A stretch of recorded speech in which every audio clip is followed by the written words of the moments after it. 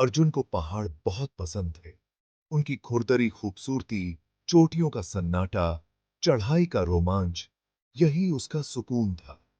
उसने कई रास्ते खोजे थे, लेकिन उत्तराखंड हमेशा से ही खास रहा।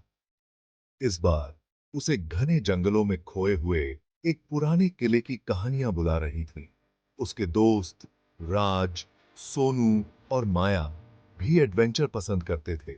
राज, जो हमेशा प्रैक्टिकल सोचता था, पहले तो हिचकिचाया, लेकिन अनजान जगहों का आकर्षण उससे भी नहीं रुका। सोनू, जो हमेशा खुश रहता था, हमेशा चुनौतियों के लिए तैयार रहता था। माया, जो शांत रहकर सब देखती थी, उसे इतिहास में बहुत दिलचस्पी थी। प्लान बन गया। वे उत्तराखंड की हरी भरी वादियों से होते हुए उस गुमनाम किले तक ट्रैकिंग करेंगे। लोगों का कहना था कि सदियों पहले एक भयानक घटना के बाद से वह किला वीरान पड़ा है और वहां भूतों का साया है। अर्जुन, हालांकि अंधविश्वासी नहीं था, फिर भी उसे एक अजीब सी बेचैनी महसूस हुई। अनजान बुला रहा था।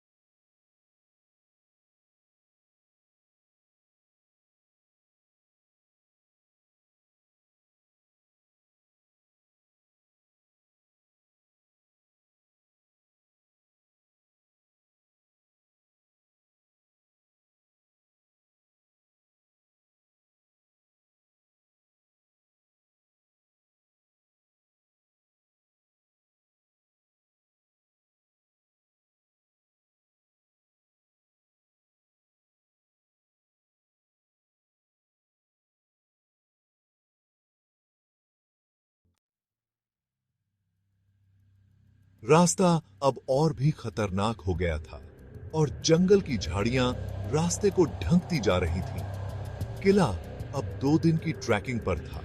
उन्होंने एक तेज बहती नदी के किनारे डेरा डाला। छासामपीठी, जहां हवा में चीड़ और गीली मिट्टी की गंध फैली हुई थी। नींद आना मुश्किल था।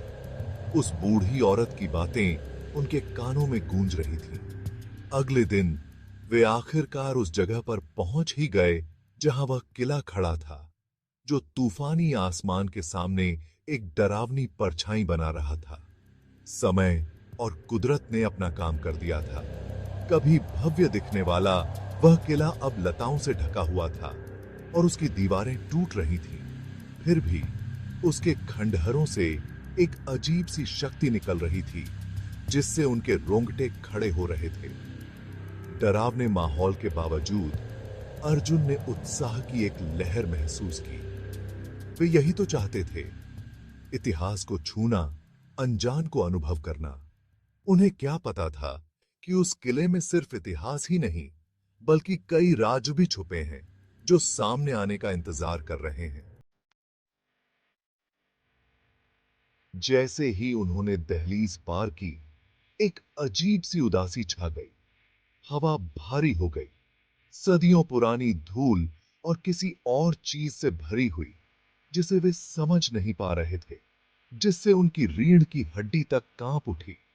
यह किला टूटी हुई दीवारों, उगे हुए आंगनों और अंधेरे, खोखले कमरों का भूल भुलैया था। वे सावधानी से आगे बढ़े।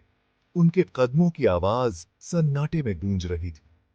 सूरज की रोशनी मोटी दीवारों से नहीं गुजर पा रही थी, जिससे रोशनी और परछाई का एक अजीब सा खेल हो रहा था। पत्तों की हर सरसराहट, पुरानी संरचना की हर आवाज उनके दिलों की धड़कन को तेज कर रही थी। राज, जिसका संदेह अब हिल गया था, अपने कंधे पर नजर रखता रहा। उसका हाथ अपने बैग के पास मंडरा रहा था, जहां उसने एक छोटा सा चाकू रखा था।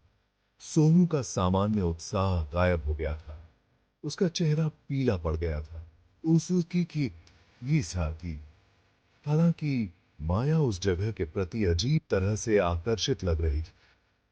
उसकी आंखें हर विवरण को देख रही थीं, जैसे कि वह इसकी भूली हुई कहानियों को जोड़ने की कोशिश कर रही।